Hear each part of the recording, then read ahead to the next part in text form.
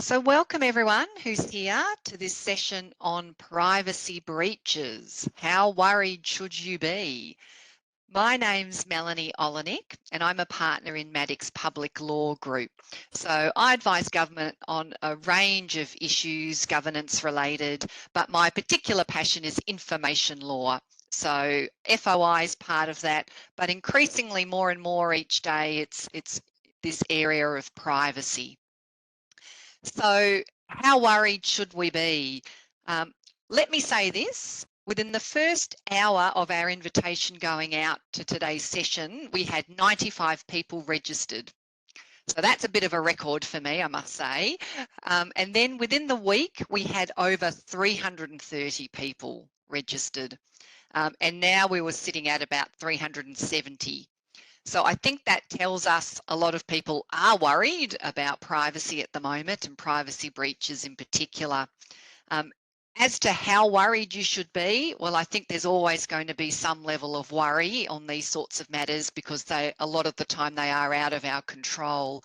But hopefully today's session will give you some strategies and things to be thinking about to help you put things in place to try and minimise any risks that are there. Before I get too much further, I would just like to begin by acknowledging the traditional owners of the lands on which we're meeting today, all of us online, and pay our respects to the elders past, present and emerging. In terms of some housekeeping for today, because there is going to be quite a large number of people, I think we're up to about 137 at the moment and counting, what I'll get you to do is if you have got questions, we'll put them into the chat function.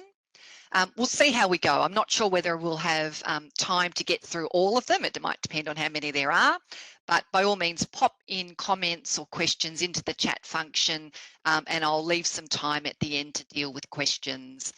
And if it's a matter where we haven't got enough time to get through everything, then what I'll do is we'll think of some ways that we might be able to give you some follow-up after today's session. And I think you'll have all been put on mute as you join.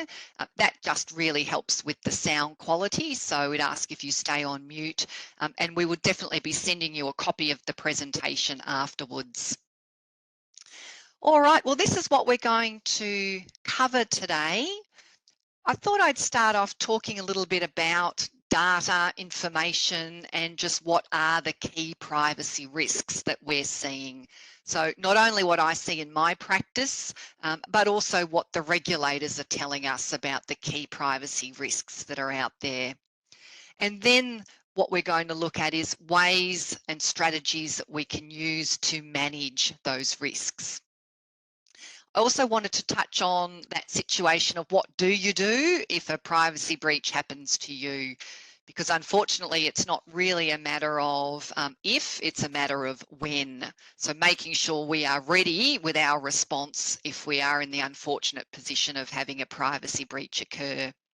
And I thought we'd also should touch on some of the changes that are happening in privacy at the moment and an important reminder to keep on top of those changes as we go. So we're up to about 168 or so of us now. There might be more people who join us, but I think I'll get going into the session. So as I noted on the invitation, data being the new oil of the 21st century. And if that's the case, then people will be motivated to find it, mine it, and refine it. So I think we all acknowledge that data is a very valuable resource and it's used by governments as much as any other organisations to understand our customers and to make better decisions. And what's also pretty clear is it is a growing resource. There was some predictions for next year that the big data and analytics market will be worth $103 billion. And I think what we can see is, and particularly from some of these recent high profile data breaches, is that data is being looked and searched for by those who want fortune and power. They want to get their hands on people's data. So unfortunately, with the Medibank data breach, we've been told that it is Russia behind that one.